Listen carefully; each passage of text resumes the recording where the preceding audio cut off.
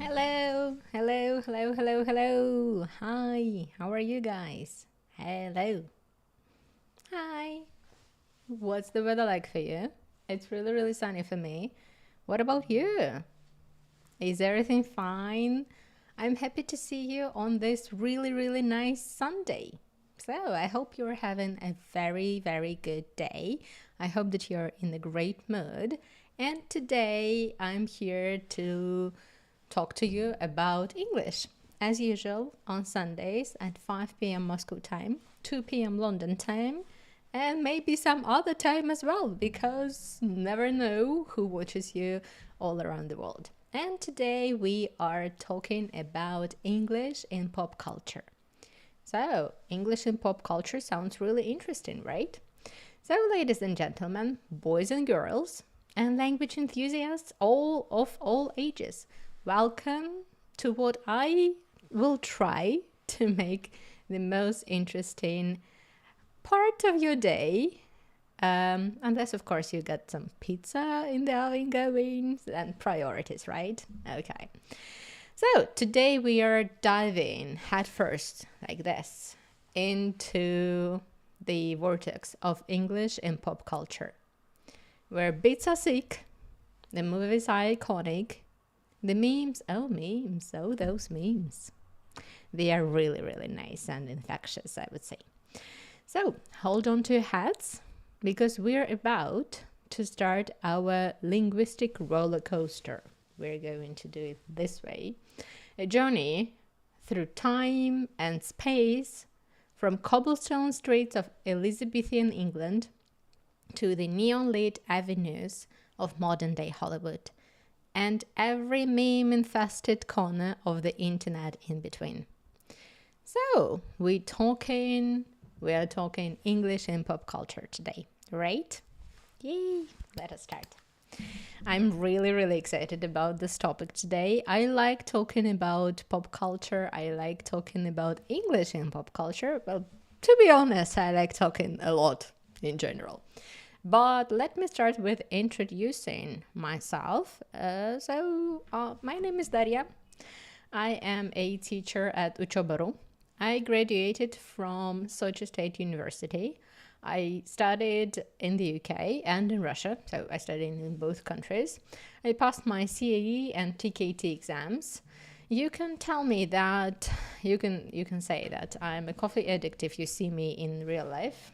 This is my essence of life, I would say. So this is the infamous mug of coffee that I get every single day. Not one, to be honest. Maybe I should a bit go down. And I'm a keen nature photographer. So, besides me being a coffee addict and me being a nature keen photographer, I'm not alone here today. I'm here with a team of some very nice, amazing, outstanding, genius, I would say, teachers from online school Учёба.ру. And we are an online school that has 12,000 graduates who passed their exams, both ЕГЭ and ДОГЭ with us. 2,400 of our students got 80 plus on their ЕГЭ and a 5 for their ОГЭ. So I have got here a team. I'm not alone, of course. I teach English, but we have all the different subjects at Учёба.ру.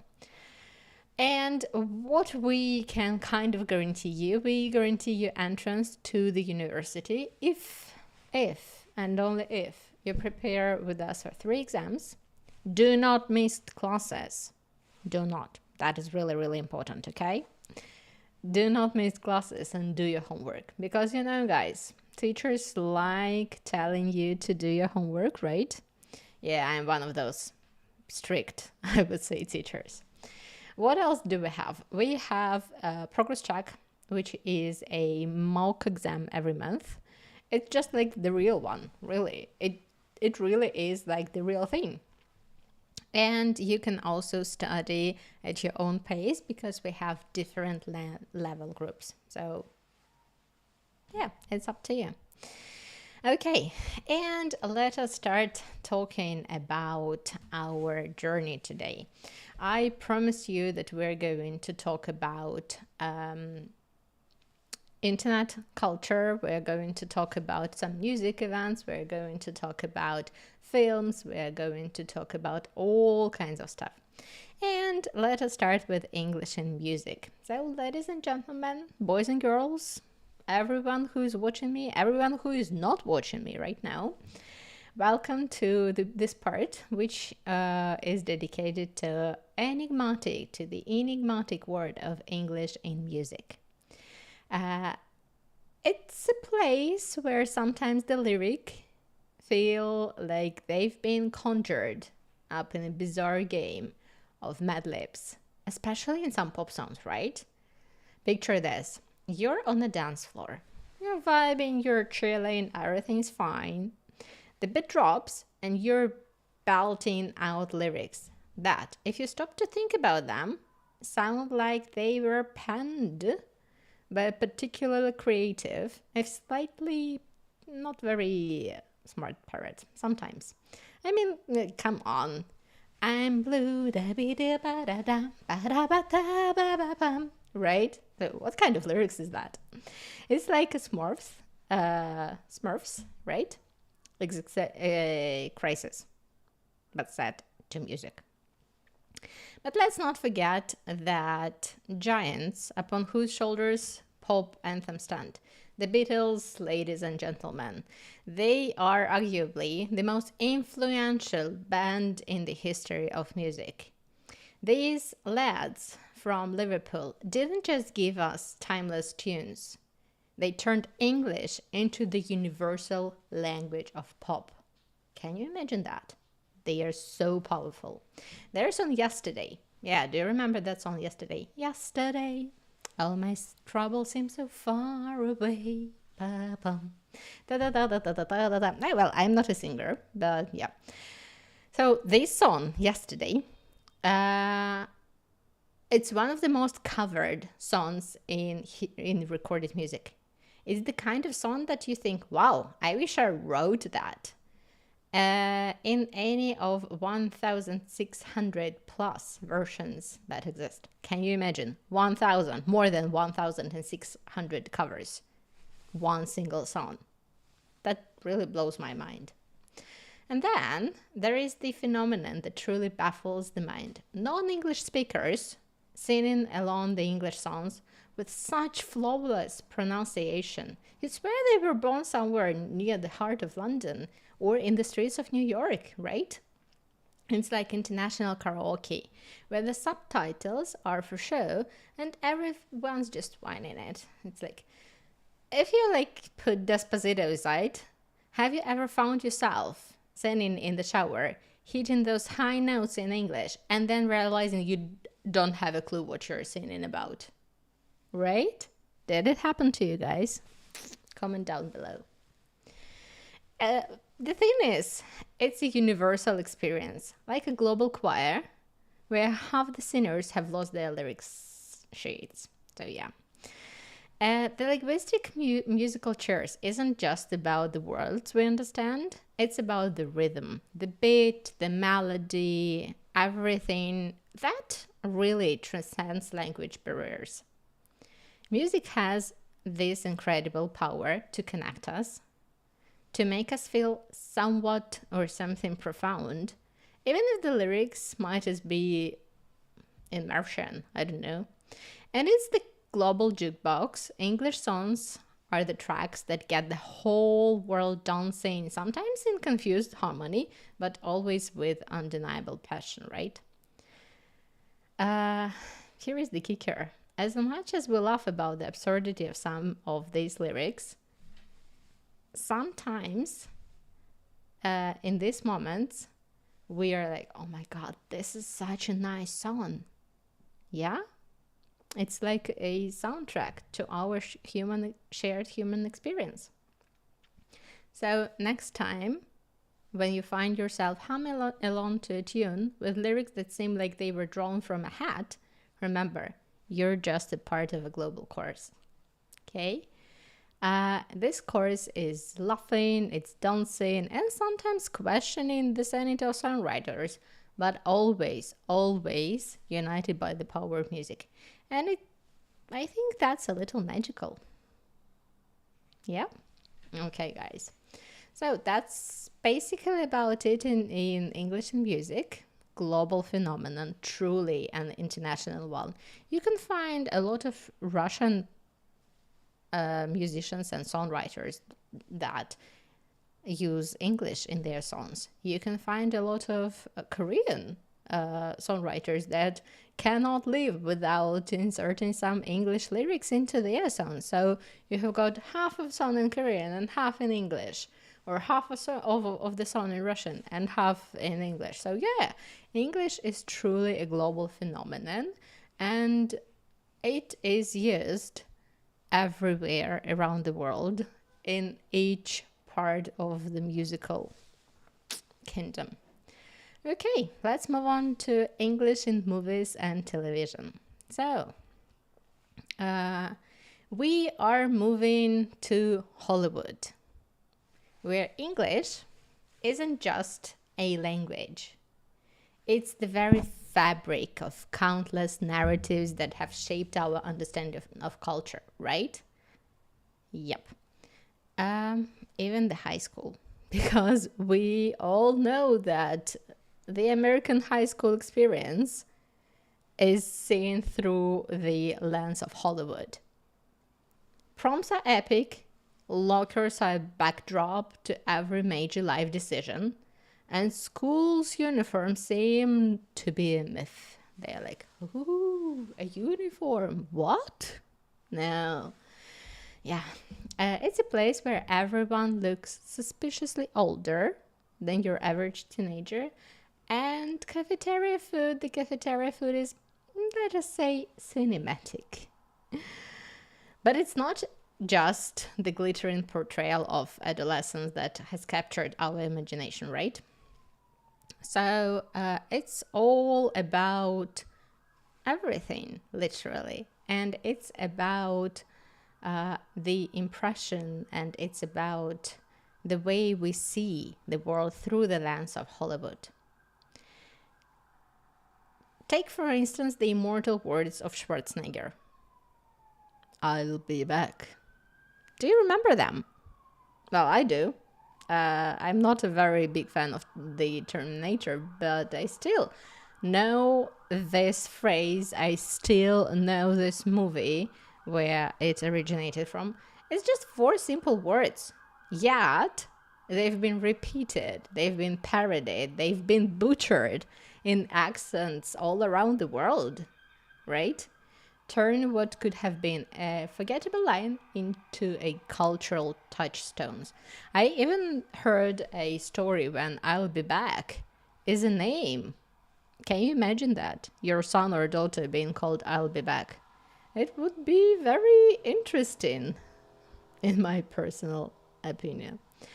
So let's not also overlook the phenomenon of English phrases from TV shows that become global catchphrases. For example, do you know, if I say winter is coming, what comes to you? Comment down below, please. So what comes to you if I say winter is coming? Game of Thrones, right? Yay! It didn't just signal the approach of some very interesting events in Westeros, it became the go-to quip for anyone facing a slight chill, leading to an inexplicable rise in sweater sales worldwide. So yeah, winter is coming, guys. And this phrase became more than just words. These phrases such as I'll be back or such as winter is coming, they are shared experience of being fans, of being part of something larger than ourselves. The power of English in movies and television is to unify us, to create a common ground. It's nothing short of magical, right? Because you can be from any kind of background. You can be from any part of the world. But if you have ever seen the Game of Thrones, or if you have ever seen Friends with How You Doing, you know that this is some kind of cultural code. So these shows and movies, they're not just for entertainment. They are a language course. That's why you hear so many pop stars nowadays saying that, oh, I've just been watching Friends. That's where I know my English from. Or, oh, I just been watching this TV show or that TV show. And that is where I know my English from. So yeah, there can be thought of a language course in pop culture. It teaches us some nuances of English in its most vibrant and dynamic form, right? It's not only about the humor, of course, not only about the humor, the catchphrases, the iconic lines. It's about how English, through the medium of television, of movies, of films, storytelling, it just resonates across the borders, across cultures, across languages. It's how a kid from a small, non-English speaking country can feel some kinship with a group of friends navigating their life in New York City. Or how a phrase from a British sitcom can become a bonding agent halfway across the world. So, when we are immersed into our silver screens, let's celebrate not just the stories that have entertained us and moved us, but the language that has made the kingdom of movies and television. That it is more than just means of communication. So every I'll be back, every winter is coming, is a kind of a testament to the incredible reach and resonance of English as a shared global culture, right? So tell me please, guys, in the comments, by the way, I am really curious. What are your favorite movies and television catchphrases? Mine would be Bazinga from The Big Bang Theory. It's the word Sheldon usually uses. Winter is coming. Definitely winter is coming. I don't use I'll be back very often. But yeah, maybe I should start, I don't know. But yeah, for me it would be Bazinga and winter is coming. So could you please share down below in the comments what are your catchphrases from TV, movies, and from anything else that you like watching?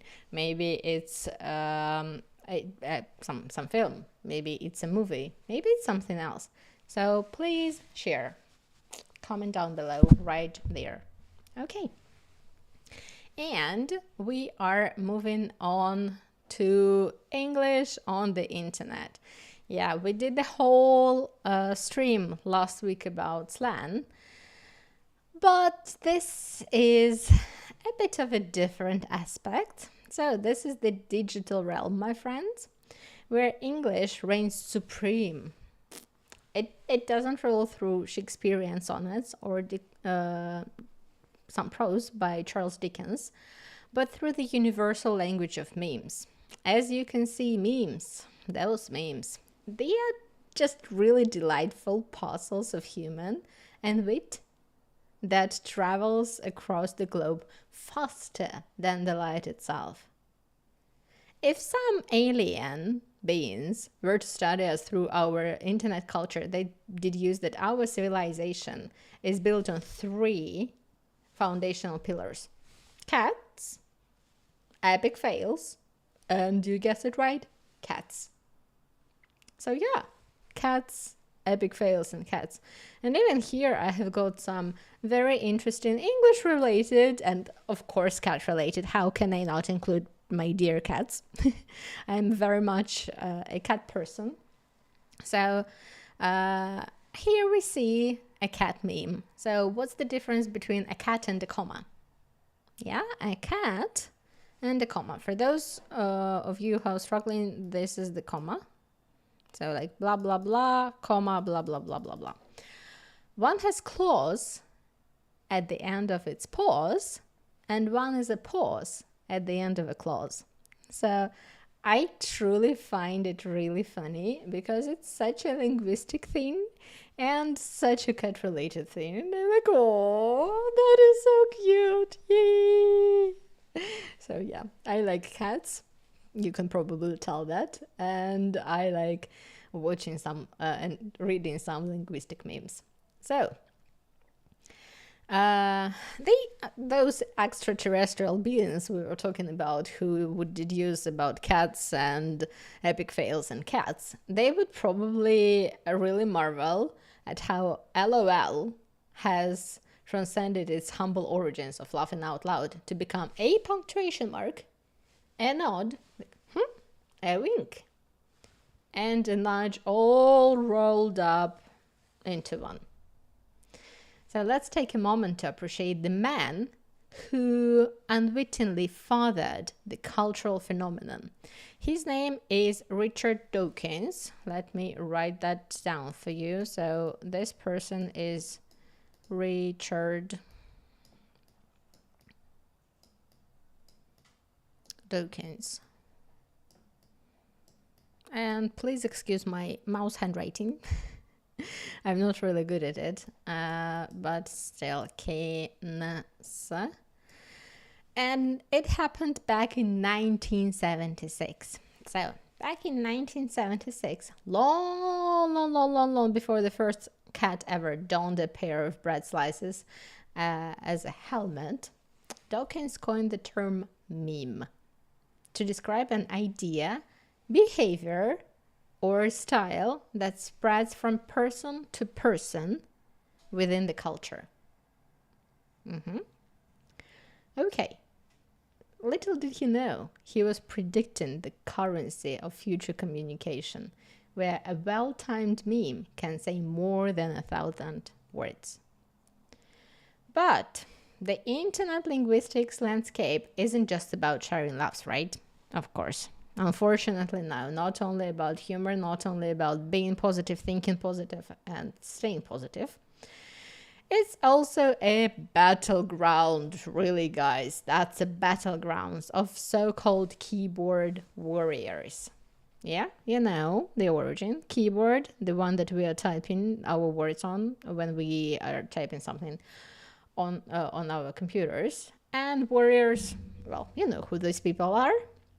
So these keyboard warriors are a noble order of netizens who, armored in anonymity and armed with caps lock, march into forums and comment sections to wage war on the critical issues of our time. So yeah, we all know them, these keyboard warriors. They're really unique, I would say, to the internet, because nowhere in real life we see such anonymity. Nowhere in real life you can see so much, you can have so much time thinking of your response and trying to do something, right? So they are everywhere, from the geopolitical implications of the latest celebrity tweet to the culinary controversy that divides nations. Do you know that this controversy? Of course, pineapples on pizza. By the way, guys, are you pineapples on pizza or are you not pineapples on pizza? Let me know down in the comments. I really am interested in that. So, what's your opinion? Pineapples on pizza. Yay or nay? So, this is the internet, where the opinions clash and English is the weapon of choice. Because, yeah, how else would those keyboard warriors express their feelings and emotions if they didn't have this lingua franca of the language of the internet, which is English, of course. English is used everywhere. It's used in social media, gaming, online communities. It connects people of different cultures all over the world. Yeah? These digital debates I'm talking about, they are sometimes humorous in their intensity. They highlight the internet's roles as global, a place where ideas are exchanged, cultures collide, Common grounds are found in the most unexpected places, and English in this context serves not just as a de facto lingua franca, but as the very fabric of digital tapestry. It brings together everyone, right? Right. And amidst this cacophony of digital discourse, the meme stands out as a beacon of wit. In a world where attention spans are measured in seconds, a well-crafted meme can cut through the noise, delivering laughter, insight, or a shared sense of frustration, while the precision of a surgeon's scalpel. So, this is all about memes, guys. It's a testament to the power of English on the internet, where simplicity reigns supreme and picture paid with a few choice words can become a rallying cry, a source of solace, a spark of inspiration. For example, this is the tweet, and this tweet has become a meme about the English. So guys, do you agree with this? Or do you agree with this? What is your opinion? Yeah, I just wonder what your opinion is. So, as we navigate the digital landscape, let's celebrate memes. Let's celebrate all of the internet slang we were talking about during our last stream last week, because it's all about us being humans. It's all about us saying and voicing our opinions. It's all about us being people and humans. Yeah. And let's move on to the next one, which is the global influence of English pop culture. Yeah, we talked about the internet, we talked about music, we talked a lot basically about how English is a global language nowadays. And we've seen its influence almost everywhere, right? We can see it in fashion, in lifestyle, in social norms around the world.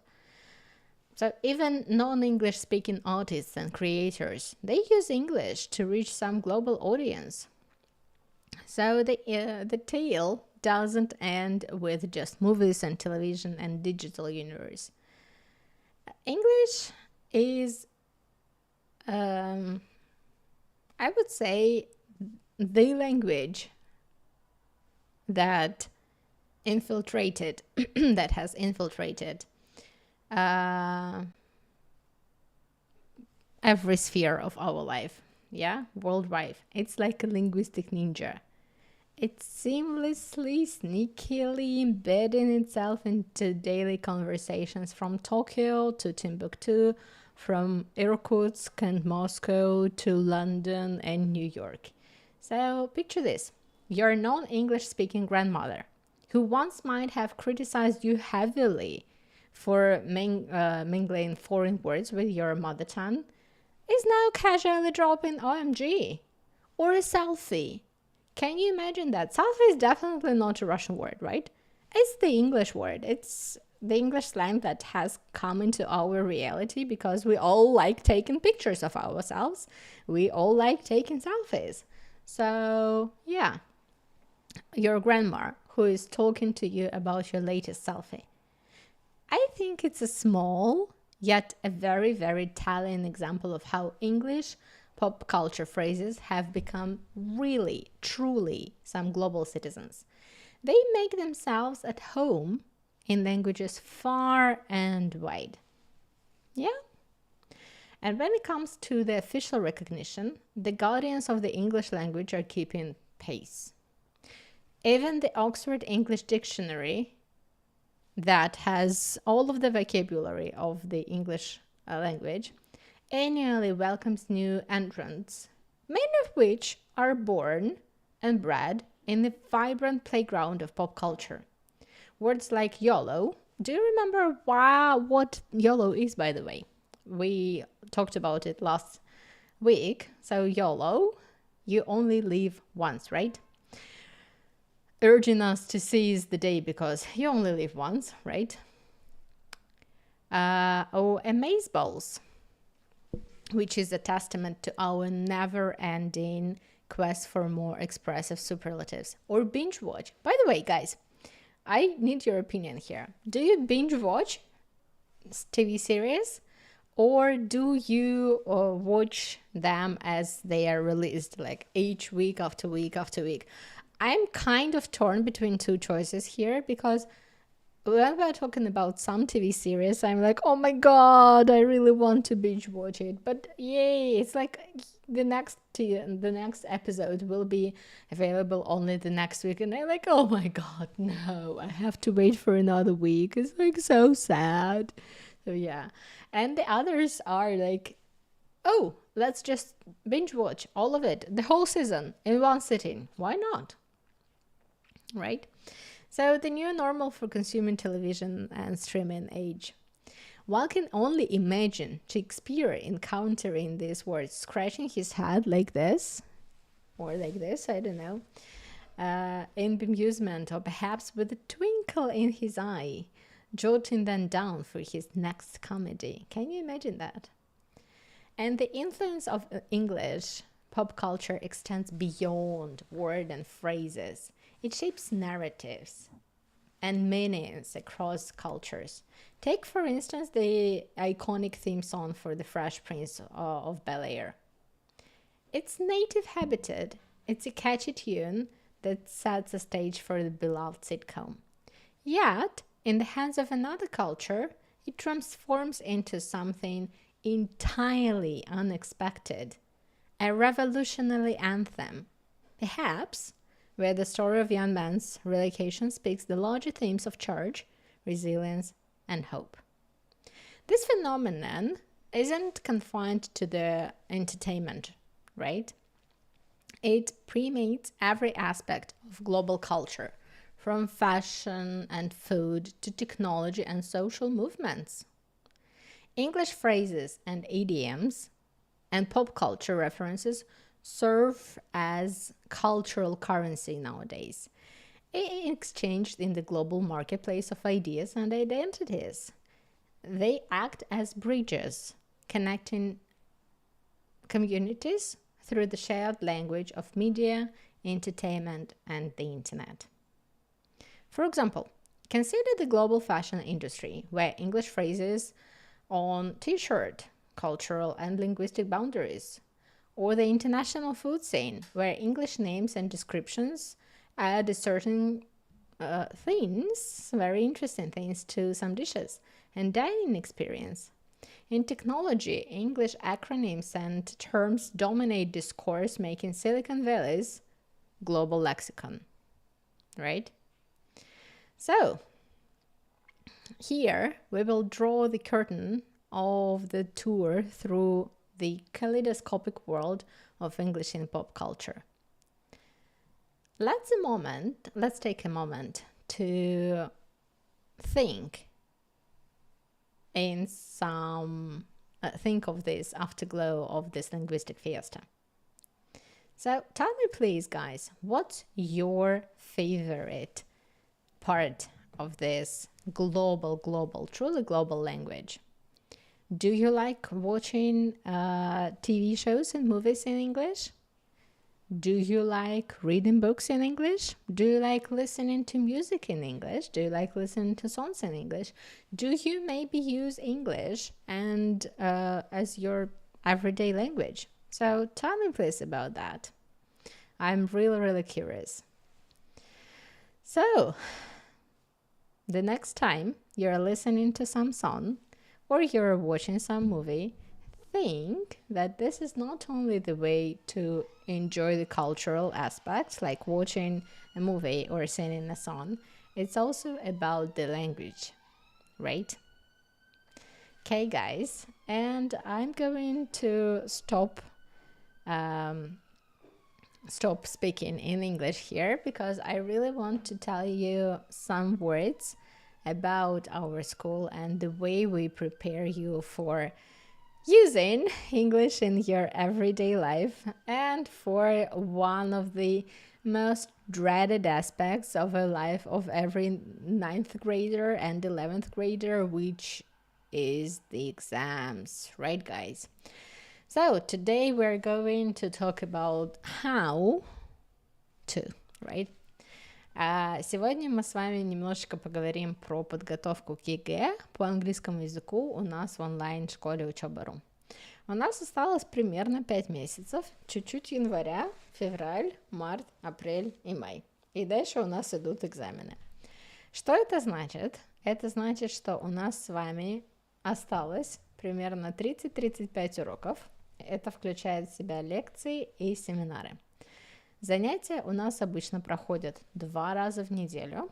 Это примерно 15-20 домашних заданий. Я вам в начале стрима говорила о том, что такие мы задаем домашку, и это хорошо. Она помогает вам посмотреть, что там за тема, разобраться в ней подробненько, посмотреть, что у вас получается, что у вас не получается, и конкретно на эти же умения, чтобы посмотреть, что получается, что не получается, где вы успеваете, где вы не успеваете, где нужно чуть-чуть поднажать, где все замечательно идет. Мы даем вам пробный ЕГЭ, ну и пробный ЕГЭ ежемесячно. Как я уже говорила, это точно такой же экзамен, который у вас будет в конце года. Естественно, задания сами по себе другие, но формат один в один. Такое же ограничение по времени. Те же самые 2 части по английскому языку. Если мы говорим про английский язык, это у нас с вами письменная часть, и это у нас с вами устная часть. У вас есть возможность записывать ответы, и все ваши ответы проверяются экспертами. Соответственно, подробная проверка сложных задач с развернутой обратной связью и рекомендациями. Я сейчас до этого дойду, но знайте, что все ваши пробные ЕГЭ, все ваши пробные ОГЭ, они проверяются экспертами. И у нас в школе есть такая прекрасная штучка, такая фича, как разговорный клуб. Что это вообще такое? Каждый вторник, как было в моем поколении вечером в среду, после обеда. Так вот, у нас вечером во вторник, после обеда есть разговорный клуб. Так вот, разговорный клуб проходит у нас каждую неделю. Что это вообще такое? Это место, где вы можете свободно, спокойненько поговорить на английском языке. Место, которое модерируется преподавателем, естественно. Соответственно, ничего такого супер страшного там не будет. Но у вас у каждого будет возможность поговорить, высказаться, сказать свое мнение на одну из самых злободневных тем, которые мы обсуждаем. Так, например, на разговорном клубе, который у нас был на одной из прошлых недель, мы говорили про сохранение диких видов животных. До этого мы говорили про то, какие навыки нам нужны для того, чтобы прекрасно, замечательно вещать, и как нам вообще делать презентации, разбирали замечательные речи и говорили о том, какие примеры хорошие, какие примеры плохие. Так что присоединяйтесь. Разговорный клуб — это супер штука. Я лично его очень-очень сильно люблю. Ну и возвращаемся мы сейчас к подробной проверке сложных задач с развернутой обратной связью и рекомендациями. Тут очень много буквок на слайде. И что это все у нас означает? Что этот пункт означает? Я уже говорила, что ваши ЕГЭ-пробники и ваши ОГЭ-пробники проверяются экспертами. Так вот, экспертами проверяются не только ваши пробники, но и ваши домашние задания. Каждое ваше домашнее задание проверяется, вам дают обратную связь, вам говорят, что вот это круто, а вот тут вот что-то вы тут не то сделали, нужно сделать вот так, потому что ля-ля-ля-ля-ля-ля. Ну, например, тут нам нужно использовать present simple, потому что тыры-пыры, а тут нам нужно использовать present continuous, потому что ля-ля-ля. Так вот, вам дадут полную подробную обратную связь по вот этому всему. Что еще у нас есть супер крутого? У нас есть замечательная интерактивная платформа для подготовки. Что это вообще означает? Это все, что нужно для обучения в одном месте и в удобном формате. Как это? Давайте разбираться. Скажите, пожалуйста, у вас есть компьютер? Или планшет? Или телефон? или что-то, что подключается к интернету. Может, телевизор подключается к интернету. Так вот, это значит, что если у вас есть на телевизоре или на планшете, или на телефоне, или на компьютере, на лэптопе, на любом устройстве доступ к интернету, вы можете учиться вместе с нами. Потому что у нас замечательная интерактивная платформа для подготовки, которая разработана специально для нашей школы. Это наша разработка, мы ей очень гордимся, она просто замечательная. Лично мне она очень-очень сильно нравится. Что туда входит? Что вообще в эту платформу входит? У вас есть удобное расписание и список дел. У вас есть расписание на текущую неделю, расписание можно посмотреть на предыдущую неделю, на следующей неделе.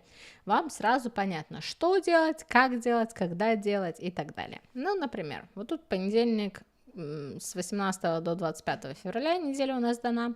Понедельник, 18 число, и литература у нас с вами урок. Длительность урока в среду у нас химия, тема, домашка. Я уже говорила про домашку. И у нас с вами по математике в пятницу у вас тоже урок, который длится 45 минут. Что здесь хорошо? Вы примерно понимаете время, которое у вас займет выполнение этого урока. Это просмотр видео, это выполнение заданий и так далее. У вас сразу понятно, что это домашка или тест, или пробник, что-то еще, и сколько там заданий. Сразу видно. Ну и у каждого предмета вот такие вот свои классные, замечательные цвета. Так вот, что еще у нас есть такое? Я говорила про уроки и говорила, что они интерактивные. Что это? И чем же они такие интерактивные? Во-первых, это видеоуроки. Наши замечательные методисты, наши замечательные преподаватели записывают для вас супер крутые уроки по всем предметам, которые проходятся и преподаются у нас в школе. У нас здесь на скриншоте написано итоговое сочинение «Русский язык». Смотрим мой урок, здесь сразу видна длительность, можно нажать на прекрасную play button, практически верификация за 100 тысяч подписчиков на YouTube. И дальше у нас с вами есть сразу задание, да, задание, которое вы посмотрели видео, и вы выполняете это задание. У вас тут написано, можно ли использовать в качестве аргументов в итоговом сочинении зарубежную литературу. И дальше написано да, нет или только из школьной программы. Так вот, у нас с вами в каждом уроке есть видео, есть задание после этого видео на понимание, то есть поняли вы вообще, о чем это видео или не поняли, о чем вообще это видео, что там делать, как там делать, супер крутые факты. Точно так же у нас есть конспект. На каждый урок, на каждое видео у нас есть конспект, который вы можете себе скопировать. Там супер понятные таблички, данные, сравнения, примеры, определения. По английскому там еще куча словарного состава, слов, которые вам точно пригодятся на ваших экзаменах. Поэтому такая замечательная штука. Что еще тут у нас с вами есть? Это домашки с быстрой проверкой. Я уже говорила, что после каждого урока у нас с вами идет домашнее задание. И это означает, что у нас вот тут вот есть удобные подсказки, пошаговые решения и так далее. Здесь у нас написано на скрине, как пример, домашка по биологии.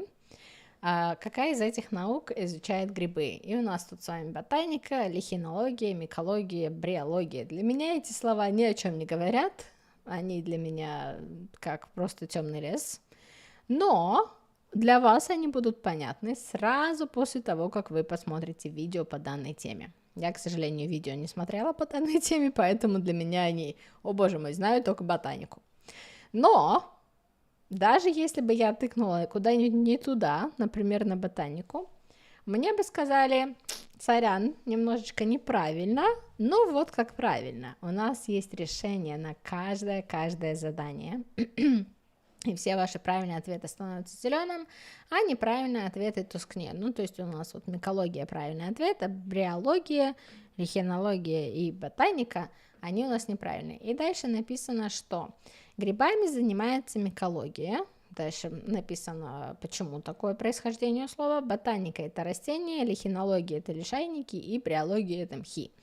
То есть вам сразу дают объяснение, что, как и куда, чтобы вы запомнили. Ну и я тоже запомнила вместе с вами, теперь мне можно даже не сильно смотреть видео, здесь мне все супер подробненько подсказали и сказали и решили, объяснили за меня. Что еще есть хорошего? Это практические семинары, на которых вы можете вживую пообщаться по видео с преподавателем. Семинары у нас с вами проходят в зависимости от предмета 1-2 раза в неделю. Что еще? Что еще такое? Это, по сути, тот же урок, на котором вы еще раз разбираете задания, еще раз разбираете теорию, которую вы посмотрели уже в видео. Здесь же у вас отображается, здесь же вам преподаватель дает дополнительные задания, которые нацелены на тренировку навыков и умений, которые вам необходимо закрепить для выполнения того или иного задания на экзамене. Собственно говоря, семинары – замечательная история. Вы можете всегда прийти с любым вопросом, пообщаться с преподавателем, пообщаться со своими peer students в группе, пообщаться со всеми вместе. Ну и на английском языке, если это семинар по английскому языку. Что еще? Я уже говорила про пробники. Пробники у нас проходят каждый месяц. Это полные, как я уже говорила, варианты ЕГЭ и ОГЭ для проверки ваших знаний, для проверки вашего прогресса, регресса или того, какой у вас на данный момент уровень знаний и какую оценку, в принципе, на какую оценку мы, в принципе, можем рассчитывать. Здесь на скрине у нас пробник по биологии. Вы видите, что это контрольная работа. У вас тут куча всего. И дальше написано у вас 30 баллов из 54. Что это значит? Что максимально у вас 30 баллов, вернее, максимально у вас 54 балла, 15 баллов проверяем. Проверяем — это как раз те задания, которые проверяют эксперты. А вот эти вот задания, по которым у нас тут точечки закрашены и не закрашены, это как раз-таки те задания, в которых вы выполнили что-то правильно или в которых вы выполнили что-то неправильно. Соответственно, да, мы смотрим. Вот эти задания проверяются автоматически, точно так же, как это происходит на экзамене. И то, где написано «проверяем», это, соответственно, проверяют эксперты. Если мы говорим про английский язык, то в ЕГЭ эксперты проверяют 37-е задание email, 38.1 или 38.2 – это written statement, что-то типа вашего эссе, да. И дальше это устная часть, развернутая часть, задание 1, 2, 3, 4, устной части, раздел говорения. То есть это если мы говорим про ЕГЭ. Если мы говорим про ЕГЭ, то это 35-е задание, это у нас с вами email, и 1, 2, 3 задание раздела говорения устной части. Это, собственно говоря, то, что проверяют эксперты. Это проверяется человеком как на реальном экзамене, так и у нас в школе.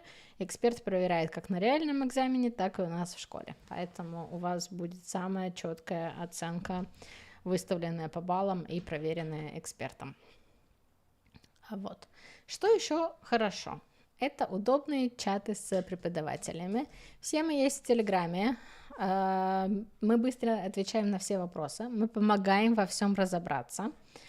Ну и здесь у нас скриншотик от Кузи и скриншотик с объяснением того, как, в принципе, можно общаться с преподавателем у нас в школе. Если вам что-то вдруг непонятно, если у вас есть какие-то вопросы, если вдруг что-то происходит, у вас есть не только ваш личный куратор, но у вас есть еще и просто в доступности, в близкой чат с преподавателем. Мы реагируем, отвечаем на все вопросы, стараемся объяснить. Если не получается, объясняем еще раз, пока вдруг не получится. Поэтому, да, помогаем во всем разобраться, быстро отвечаем на все вопросы.